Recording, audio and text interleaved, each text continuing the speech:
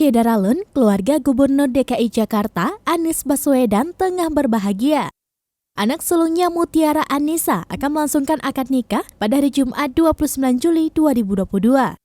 Wakil Gubernur DKI Jakarta Ahmad Riza Patria mengungkapkan akad nikah berlangsung pada hari ini. Akad pernikahan ini akan berlangsung di Putri Duyung Resort Ancol.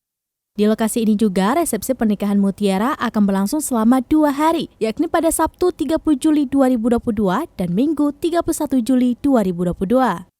Hal ini diungkapkan anggota Komisi E fraksi PKS Abdul Aziz. Ia mengaku mendapatkan undangan pernikahan untuk hari Minggu 31 Juli 2022.